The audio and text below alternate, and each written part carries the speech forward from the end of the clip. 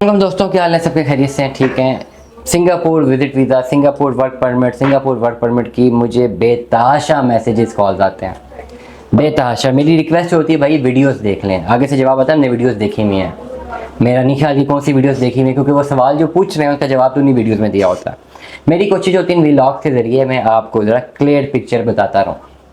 मेरी एक वीडियो है सिंगापुर में, जब मैं सिंगापुर गया था वहाँ पे मैंने रिसर्च की, मीटिंग्स की, कैसे यहाँ पे वर्क परमिट मिलता है, और जो मुझे रियल टाइम वहाँ पे डायरेक्टली जो मुझे डाटा मिला मैंने फ़ौरन व्लॉग बनाया, मैंने बताया, और वही पर्टिकुलर प्रोसेस था आने का, सिंगापुर जाने का, ओवरऑल एक्सपेंसिव बताया। उसकी वीडियो के बाद बहुत सारी मुझे कॉल्स आई, बहुत सारे मैसेजेस मुझे आए। अगर मैं चाहता, अल्लाह बचाए, अल्लाह हर तरह की मुश्किल और गलत रोज़ी से मुझे बचाए। मेरा बेसिकली मकसद ये है कि जो चैनल बनाया है इससे इंफॉर्मेशन स्प्रेड हो, इंफॉर्मेशन जाए, जो इंफॉर्मेशन, जो रिसर्च, जो तमाम चीज़ें हैं, इमिग्रेशन रूल जितनी मैंने पढ़ी हैं, ज़रूरी थोड़ी है कि मुझे सारा कुछ आता है, लेकिन जितना आता है वो इस चैनल से बता दूं आप लोगों को। ओवरऑल मेरा बिज़नेस जो है वो कोई और है, रियल एस्टेट का बिज़नेस है। मेरे पास अल्लाह ताला ने मुझे स्टूडियो दिया हुआ, हर चीज़ दी हुई है, तो 2-4-5 मिनट मैंने रोज़ आपसे इन्फॉर्मेशन शेयर करनी होती है, तो मैं समझता हूँ कर लेनी चाहिए, क्या फ़र्क पड़ता है। इतने सारे लोग हैं जो मुझसे बाहर जाना चाहते हैं, एटलीस्ट उनको क्लियर पिक्चर तो मिले कि जाना कैसे। तो ओवरऑल अगर जितने लोगों ने मुझे रब्ता किया, और मैं अगर बिजनेस पॉइंट ऑफ व्यू सोचूं, तो मैं सबको खाली जिस तरह बाकी कंसल्टेंट्स हमेशा मार्केट में करते हैं, जी आप अप्लाई करें, हम आपको अप्लाई करके देंगे, अप्लाई हम कर देंगे आपका, और इतनी फ़ीस हमारी होगी, वो तो डेफिनेटली बिल्कुल हलाल है कि हम अप्लाई कर रहे हैं। अप्लाई करने में ये डॉक्यूमेंट्स चाहिए, अप्लाई हम कर देंगे, डॉक्यूमेंट सारे आपने देने हैं, अप्लाई करने की फ़ीस वो आपने देनी है, कंसल्टेंसी फ़ीस हमें देनी है, और इतनी फ़ीस हमारी लेंगे, तो कोई भी कंसल्टेंट करे उसके लिए तो हलाल है, वो अपना एफर्ट तो कर रहा है, अप्लाई भी बिल्कुल ठीक कर रहा है। लेकिन ओवरऑल जो हालात लग रहे हैं कि उसके बाद अप्लाई करने के बाद मेरी रिसर्च ये कहती है कि वो वीज़ा रिजेक्ट हो जाएंगे, क्योंकि मुल्क की इकोनॉमिक कंडीशन इस तरह की चल रही हैं कि इस वक्त कनाडा, बड़े बड़े ममालिक जो हैं जहाँ पे लोग जाना चाहते हैं उनके वीज़े रिजेक्ट हो रहे हैं। सिंगापुर में भी अगर आपने विजिट वीज़ा पे जाना है या वर्क परमिट के लिए जाना है, तो अगर आप इंडियन या बंगाली हैं तो आप जा सकते हैं, लेकिन अगर आप पाकिस्तानी हैं तो वहाँ पे मौजूद कंपनीज आपके नाम का वर्क परमिट निकालने के लिए रेडी नहीं है। निकालें डाटा, पता करें अगर मैं झूठ बोल रहा हूँ।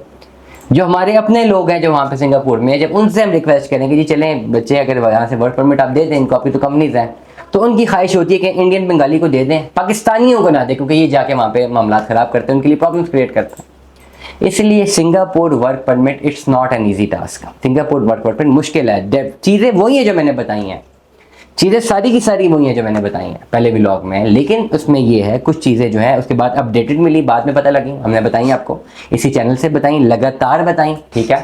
दूसरी बात ये कि पाकिस्तानी पासपोर्ट पे आप वर्क परमिट अप्लाई करें, नहीं मिल रहा भाई। ओवरऑल रिसर्च बता रहा हूँ, आप अप्लाई करना चाहें हम अप्लाई करेंगे, डॉक्यूमेंट्स लगाएंगे, सारे भाग दौड़ करेंगे, इधर उधर जाके डॉक्यूमेंट्स क्लियर करके हर चीज़ करेंगे, अप्लाई करेंगे, बहुत कुछ करेंगे, आप काफ़ी कुछ करेंगे, लेकिन क्या होगा एंड ऑफ द डे, जो पाकिस्तानी पासपोर्ट लगे इसमें वर्क परमिट नहीं मिलेगा। ये सच्ची बात है। अब इस प्रोसेस तक जब मुझे बहुत सारे लोग कॉल करते हैं, मैं कहूँ जी ठीक है आप डॉक्यूमेंट्स क्लियर कराएं, मैं कंसल्टेंट का बताऊँ, उस कंसल्टेंट से कोई जी इसका प्रोसेस करें, उससे मैं अपनी कमीशन रखूँ, जितने बंदे आपको दूंगा, ये सारी चीज़ें हो सकती है ना, लेकिन मुझे एंड रिजल्ट पता है ना कि यार नहीं होगा, तो क्यों बेचारों के पैसे, जो हमारी कंसल्टेंसी जो 20-25-30 हज़ार रुपये लेनी है, 40-50 हज़ार तक लेनी है, उसके चक्कर में उसका मैं कितना ज़्यादा पैसा का नुकसान कर दूँ, ना सिर्फ पैसों का नुकसान करूँ, बल्कि वो होप जो उसको दिए कि सिंगापुर जाएगा और पैसे कमाएगा, वो ख़त्म कर दूँ। वो होप जब टूटेगी, जब रिजेक्शन आएगी, तो कितना एक बुरा इंपैक्ट आएगा, क्या उसके दिल से बददुआ नहीं निकलेगी। तो मेरा तो दिल ही नहीं मानता, नंबर 1।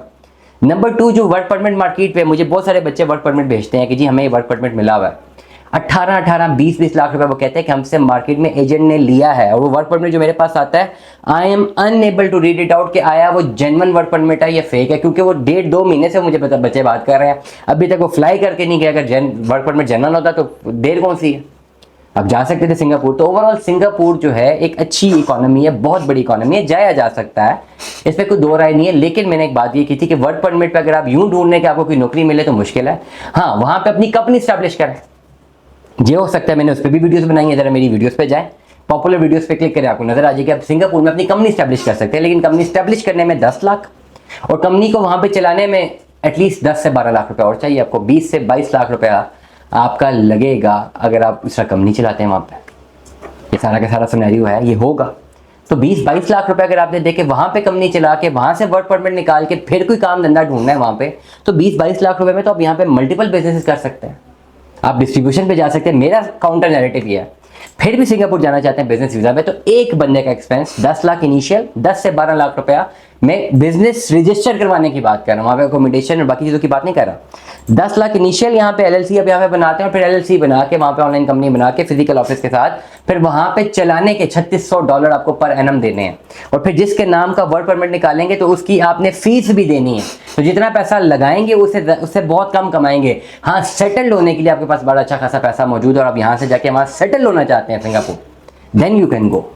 तो आप कहें ठीक है, तो 20, 25, 30, 40 लाख लग जाए, खैर है, मैं वहाँ पे सेटल्ड हो जाऊँ, मुझे वहाँ पे प्रॉपर जो एक लाइसेंस मिल जाए काम करने का, मैं वहाँ पे आके कोई और बिजनेस बाद में करूँ, तब तक एकोमोडेशन में संभाल सकता हूँ यहाँ पे, वहाँ पे मुझे रहने के लिए प्रॉपर लाइसेंसिंग चाहिए, then you can go for it. लेकिन एक आम आदमी जो नौकरी की तलाश में है वो कैसे 20-25 लाख लगाए और फिर जाके उससे जो कमाए वो उससे कम कमाए, तो वो तो सीधा सीधा बेवकूफ़ी है। तो इसलिए सिनेरियोस को समझें, जो मैं क्लियरली समझा रहा हूँ समझें। सिंगापुर वर्क परमिट अगर आपके पास कोई बहुत बड़ी डिग्री नहीं है, अगर आपके पास कोई ओवरऑल कुछ भी नहीं है खास, अगर आपने मैट्रिक एफएससी बीएससी किया हुआ है तो भी आपकी कोई ज़रूरत नहीं है। आपके पास अगर ये पोर्टफोलियो और आप नौकरी के लिए जा रहे हैं, अब यहीं पर अपना जो है वो उसका अपने नैरेटिव को छोड़ दें, सिंगापुर छोड़ दें, कहीं और चले जाएं। दुआ में याद रखिएगा, अपना बहुत सारा ख्याल रखिएगा। स्टे ट्यून्ड, अल्लाह हाफ़िज़।